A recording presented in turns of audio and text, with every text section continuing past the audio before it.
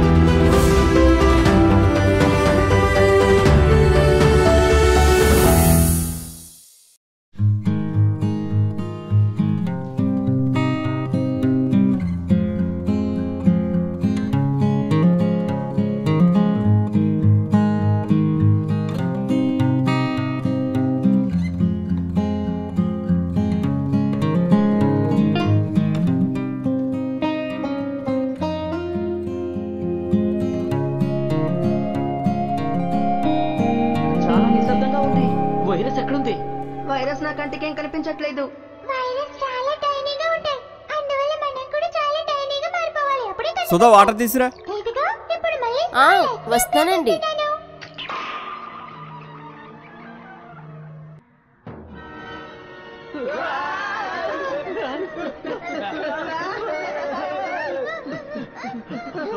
ఇవన్నీ ఏమిటి? కానీ ఎలాగైనా మనం వీటిని క్లీన్ చేయాలి. టెస్ట్ చేసేందుకు ఏరియల్ కనుక దీన్ని శుభ్రం చేస్తే ఏరియల్ నాది. రండి కలిసి వాచ్ చేద్దాం. I believe in sharing the load. కూడుకుని ఉన్న మొండి మరకలపై బెస్ట్ స్టెయిన్ రిమూవల్ ఇస్తుంది నా ఏరియల్ ఒక్క వాష్ లో. జియాన్, నువ్వు వాటిని భయపెట్టేశావు చూడు. నువ్వు నోర్మోయ్.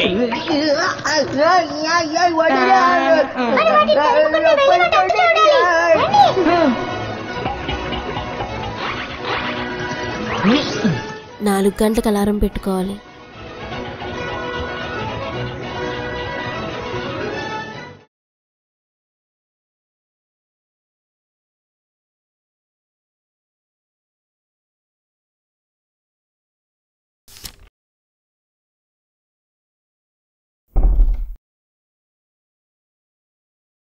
ఏమండి, భోజనం పెట్టేయమంటారా?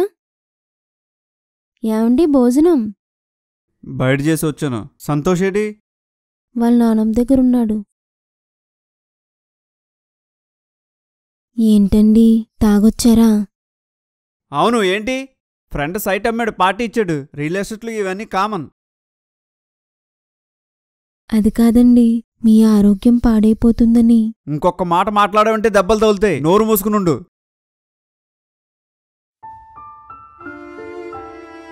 ప్రభువా, నా భర్తను మార్చు, నా భారమంతా తొలగించవా, సహాయం చేయి ప్రభువా,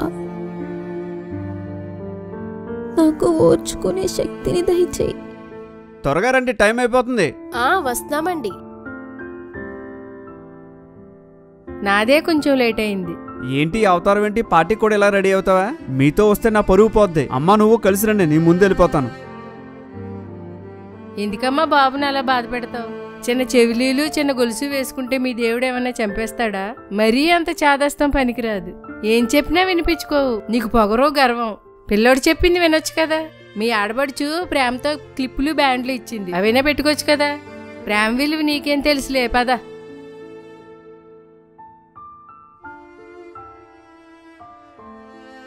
సుధా, పిలుస్తుంటే వినిపించట్లేదా? బయట తుడుస్తున్నానండి. పనంతా నువ్వే చేసినట్టు మాట్లాడుతున్నావేంటి? నీకు అవసరమైన మాటలైతే వినిపిస్తాయి, నా మాటలు వినిపించవు. బుద్ధి లేకుండా తయారయ్యావు. నీ తల్లిదండ్రులు నీకు చదువు నేర్పించారు గాని సంస్కారం నేర్పించలేదు. నాకేం కావాలో దగ్గరుండి చూసుకోవాలని తెలీదా? ఇలా అన్నానని మీ అమ్మకి చెప్పు. నేను పెళ్లికి వెళ్తున్నానని తెలుసు కదా. టైం అవుతుంది, కాఫీ పెట్టు.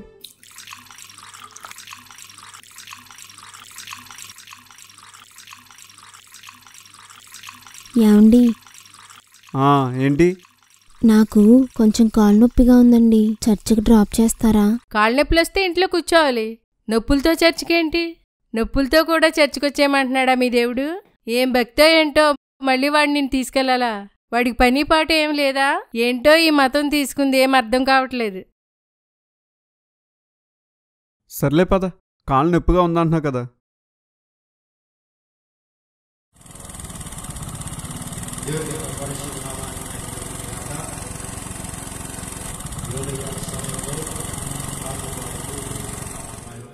కొద్దిసేపుండి వెళ్ళిపోదురు గాని లోపలికి రావచ్చు కదండి. ప్రతివారం రమ్మంటుంటే రావట్లేదని ఎలా ప్లాన్ చేసావా? నీ టెక్నిక్లు నా దగ్గర కుదరవు. దేవుడు లోకాన్ని ఎంతో ప్రేమించాడు. వాక్యం చాలా బాగుంది, ఆయన లోకాన్ని వింటే అంటే మారచ్చు. లోకంలో ఉన్న అందరినీ, ప్రతి మతస్థుణ్ణి, ప్రతి కులస్థుణ్ణి కూడా ప్రేమిస్తున్నాడు. ఎంతగానంటే తన ప్రాణాన్ని ఇచ్చినంతగా. ఒక మంచివాడు కోసం మరొకడు తన ధనాన్ని ఖర్చు చేయడమే అరుదు. ఒక మంచివాడు కోసం మరొకడు తన అవయవాన్ని దానం చేయడమే అరుదు. అలాంటిది త్రాగుబోతులం, తిరుగుబోతులం, కోపిష్ఠులం, గర్విష్ఠులం, అజ్ఞానులైన మన కోసం ఏకంగా తన ప్రాణమే ఇచ్చాడు. ఆయనను అంగీకరిస్తే ఆయన నీకు స్నేహితుడిగా ఉంటాడు, నీకు తండ్రిగా ఉంటాడు. నీ జీవితంలో ఎదురయ్యే ప్రతి సమస్యలోనూ విజయాన్ని ఇస్తాడు. ఇంత విన్నా యేసు నాకు వద్దు అని నువ్వు దూరంగా వెళ్ళిపోవాలనుకుంటే ఒక్క విషయం గుర్తుపెట్టుకో. నువ్వు ఎంత దూరం వెళ్ళిపోవాలనుకుంటే ఆయన ప్రేమ నీకు అంత సమీపంగా వస్తుంది. గుర్తు తెచ్చుకో, ఎన్నోసార్లు నిన్ను ప్రమాదం నుంచి కాపాడాడు, మరెన్నోసార్లు నీకు కలగబోయే నష్టం నుండి నిన్ను కాపాడబోతున్నాడు. నువ్వు వద్దు అనుకున్నా, చేదరించుకున్నా నిన్ను నరకము నుండి కాపాడడానికి నిన్ను వెంబడిస్తూనే ఉంటాడు. ఆయన గురించి నీకు తెలియచేస్తూనే ఉంటాడు. ఇప్పటికైనా నిన్ను సృష్టించిన వాని పిలుపుకు లోబడు. ఆయనను నీ తండ్రిగా స్వీకరించు.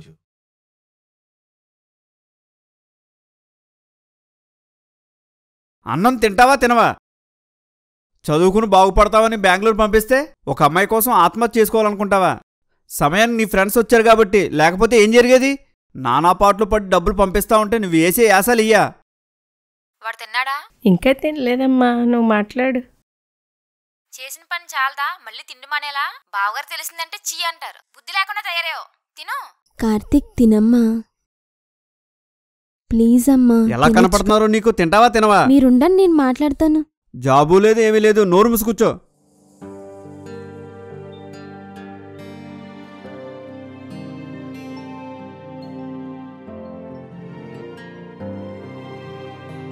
కార్తీక్, ఏమైందమ్మా? చెప్పమ్మా. నీ రూమ్మేట్స్ ఏవేవో చెప్తున్నారు, అవేవి నేను నమ్మను. అసలు ఏం జరిగిందో నువ్వు చెప్పు. మనిద్దరం ఫ్రెండ్స్ కదా, చెప్పమ్మా.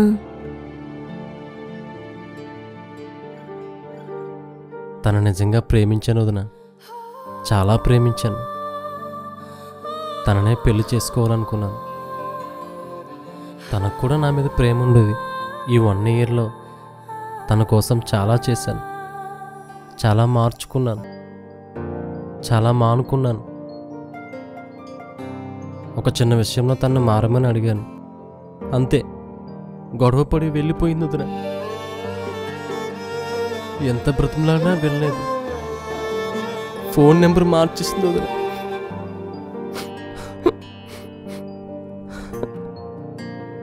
పిచ్చెక్కిపోయేది వదిన.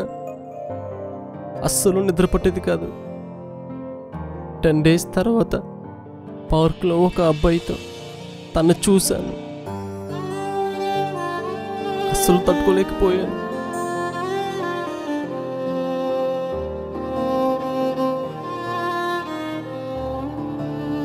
చచ్చిపోవాలనిపించింది.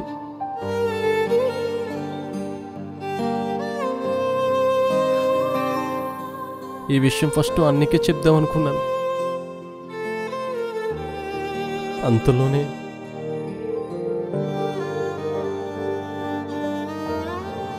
అమ్మేమో ఏదేదో మాట్లాడుతుంది. అన్నీ ఏమో కొట్టడానికి వస్తున్నాడు. అక్క ఒకటే తిట్లు.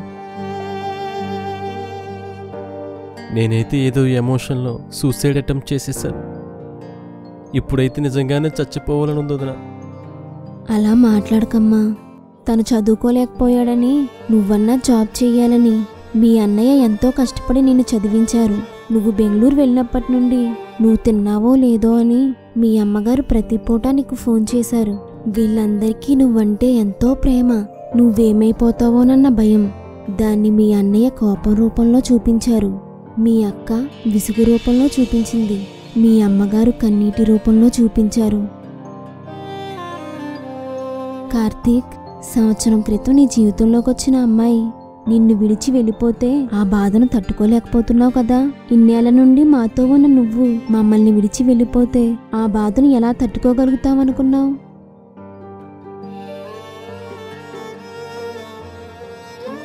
నువ్వు నచ్చలేదని తను నిన్ను విడిచి వెళ్ళిపోవడం తప్పైతే, తను దక్కలేదని నువ్వు మమ్మల్ని విడిచి వెళ్ళిపోవడం తప్పు కాదా కార్తీక్? నీదేనా ప్రేమ, మాది ప్రేమ కాదా? సారీ వదిన, ఇదంతా నేను ఆలోచించలేకపోయాను. కార్తీక్, నీకు చాలాసార్లు ప్రభు కోసం చెప్పాను, మళ్ళీ చెప్తున్నాను. ఈ లోకంలో మనల్ని ఎవరు ప్రేమిస్తున్నా ఆ ప్రేమలో ఏదో ఒక లోపం ఉంటుంది. మనం ఎవరిని ప్రేమించినా ఆ ప్రేమ ఏదో ఒక చోట ఆగిపోతుంది. ఏ లోపం లేకుండా, ఎప్పుడూ విడిచిపెట్టకుండా మనల్ని ప్రేమించేది ప్రభువే. ప్రార్థన చేసుకో. గాయపడిన నీ గుండెను ఆయన బాగు చేస్తాడు. మేమెవరం తీర్చలేని బాధను ఆయన మర్చిపోయేలా చేస్తాడు. నీకొక కొత్త జీవితాన్ని ఇస్తాడు. చిన్ని ప్రార్థన చేసుకుందాం, ఓకేనా? సరే వదిన. ప్రభువా, మా కుటుంబం కోసం నేను చేస్తున్న ప్రార్థన విని కార్తీక్ని కాపాడావు. నీకు స్తోత్రాలు. తినెలా బాధగా ఉండకూడదు. తినని బలపరచండి. కొత్త జీవితాన్ని అనుగ్రహించండి. ఆమెన్. ఆమెన్.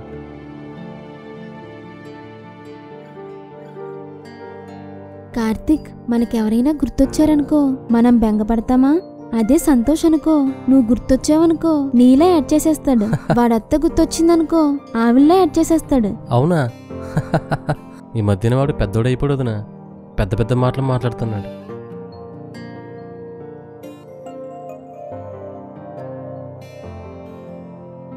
నేను అటే వెళ్తున్నాను, రండి డ్రాప్ చేస్తాను.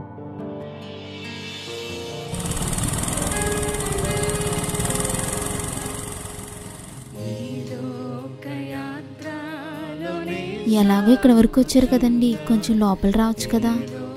ఇంకోసారి వస్తానులే. హలో, ఏమండి? ఎండ ఎక్కువగా ఉంది కదా, ఇంటి దగ్గర ఉంటే కొంచెం వస్తారా? ఒకసారి లోపల రండి. ఎవ్వరు లేరు, పాస్టర్ గారు ఒక్కరే ఉన్నారు. ప్రార్థన చేయించుకుని వెళ్ళిపోదాం. లోపలకా? ప్లీజ్ అండి.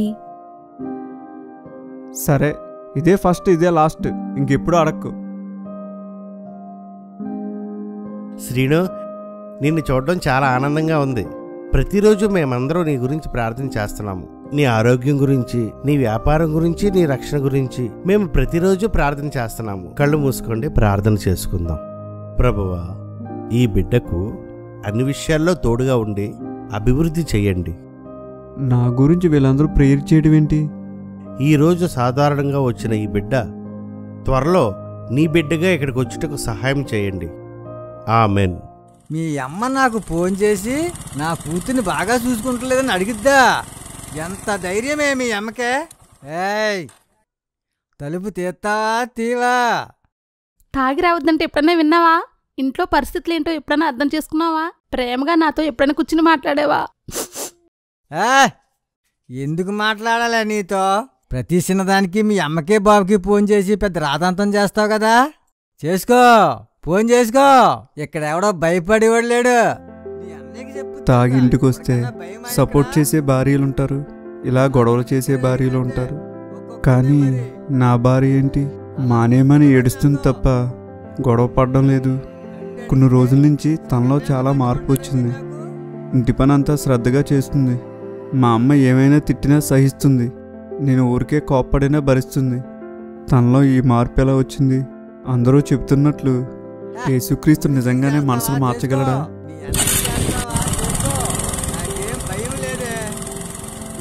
ఆ రోజు పార్టీకి వెళ్ళేటప్పుడు అందంగా రెడీ అవ్వలేదని తిట్టాను. కానీ ఆ రోజు పార్టీలో నా చుట్టూ ఉన్న పోకిరీ కుర్రోళ్ళు హడావిడిగా రెడీ అయిన వాళ్ళందరినీ కామెంట్ చేశారు. కానీ తనను మాత్రం ఎవరూ ఏమీ అనలేదు. తనే కరెక్ట్ అంటావా?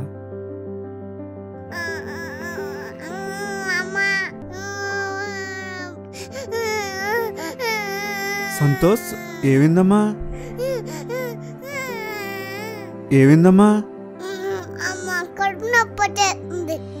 టానిక్ తాగుతావమ్మా? ప్రార్థన?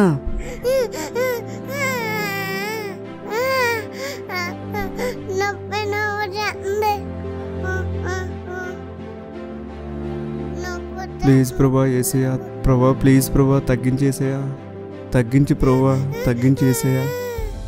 ప్లీజ్ ప్రభా సంతోష్ కడుపు నొప్పి తగ్గించు. ఏసయ్యా తగ్గించేసేయా, ఏసయ్యా తగ్గించేసేయా. ఆమేన్.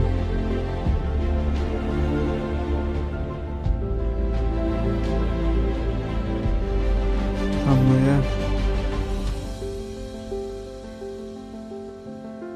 రాత్రి కడుపు నొప్పి వచ్చిందా?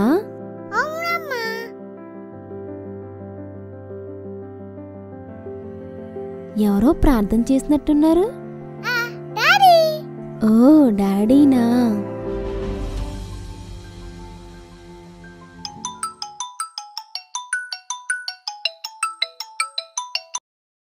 హలో అన్న, మనీ రెడీ అయింది. నేను గంగబాగారు గొడవ దగ్గర ఉన్నాను.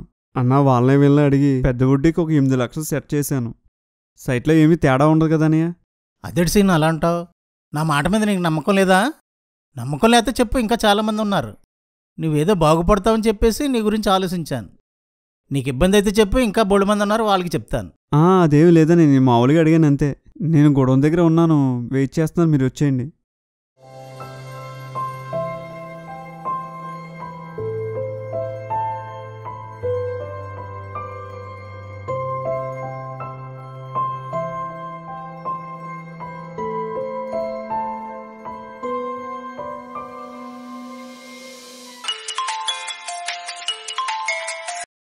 హలో, ఏంటంటే ఇంకా భోజనానికి రాలేదు? నేను భోజనానికి రావడానికి అవదు, ఒక సైట్కి అడ్వాన్స్ ఇస్తున్నాను. సరేనండి, ఈలోపు మీరేమైనా తినేయండి. ఉంటాను.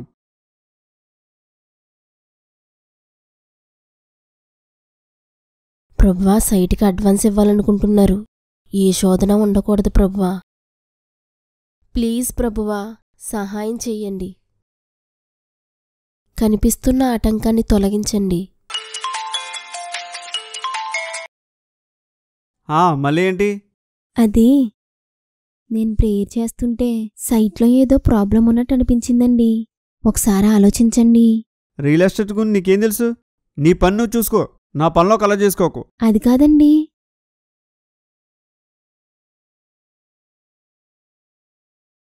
అసలే టెన్షన్తో చచ్చిపోతుంది ఇదొకద్ది. ప్రభువా, మీరే మాకు సహాయం చేసి మేము శోధనలో పడిపోకుండా మమ్మల్ని కాపాడండి. ఎందుకన్నా మంచిది ఒకసారి ఈసీ తీస్తే.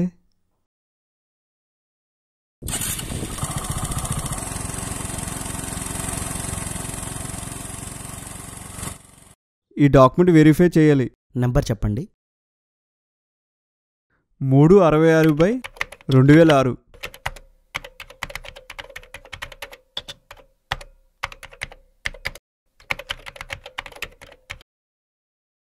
ఇది డిస్ప్యూట్ సైట్ అండి. డిస్ప్యూటా? ఈ విషయం తనకెలా తెలిసింది?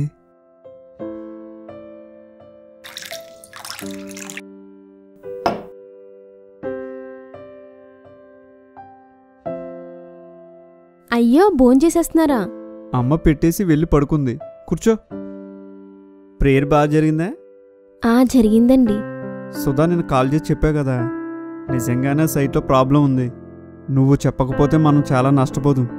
అవునా అండి? ప్రభువానికి స్తోత్రం.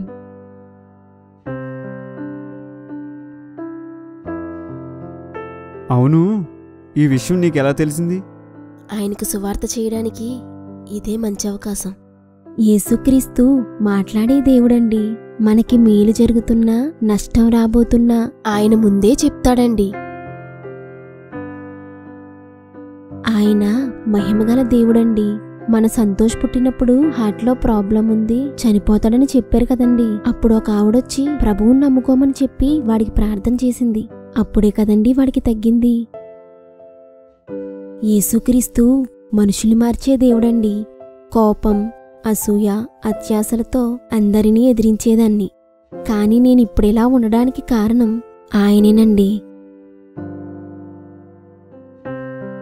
మా అమ్మగారింటికి వెళ్ళిపోతున్నాను. అయినా చీటికి మాటికి డైలాగ్ లేడానికి మీ అమ్మగారికి నీకు ఎలా కనిపిస్తున్నాను? కోడళ్ళు అనుకుంటున్నారా, పని మనిషిని అనుకుంటున్నారా? అమ్మా, నువ్వు చెప్పిన బట్టల షాప్కి అన్నీ ఆ టేబుల్ మీదే ఉన్నాయి, పెట్టుకుని తినేయండి. ఒకటేమో బ్లూ కలరు, ఇంకొకటేమో ఫోన్ మాట్లాడుతున్నాను కదా, చెప్తే వినిపించదా మీకు?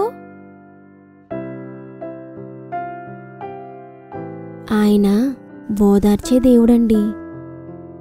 అత్తయ్య గారు, మీరు చాలాసార్లు కారణం లేకుండా నా మీద కోప్పడ్డారు, తిట్టారు కూడా.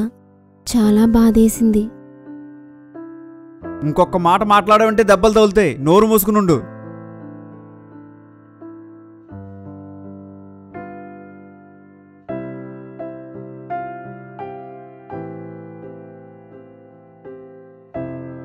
మోకరించి నా బాధలన్నీ ఆయనకి చెప్పుకుంటే నన్ను ఓదార్చేవాడు. ఆయన మన బాధలు మనకు గుర్తురానంతగా ఓదారుస్తాడండి. మనమిలా ఉన్నామంటే ఆయన వల్లేనండి. చర్చికి రండి ప్లీజ్.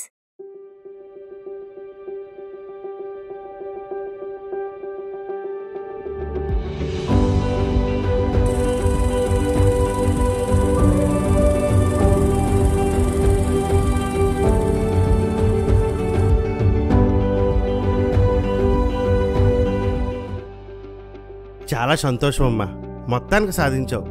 నీ కన్నీటి ప్రార్థనే నీకు విజయాన్ని ఇచ్చింది. లేదండి, దేవుని వాక్యమే నన్ను గెలిపించింది. నేను వాక్యానికి లోబడ్డాను, అందుకే నా భర్త దేవునికి లోబడ్డాడు. మన సంఘంలో భర్త మారని స్త్రీలు, భార్య మారని పురుషులు కూడా నీలా ఉంటే ఎన్ని ఆత్మలు రక్షించబడిపోనో. రండి ప్రార్థన చేసుకుందాం. ప్రభువా, సంఘంలో అందరూ ఇలాగుండడానికి నేను కూడా ఈ రోజు నుంచి నా భార్యను మార్చుకోవడానికి ప్రయత్నిస్తాను.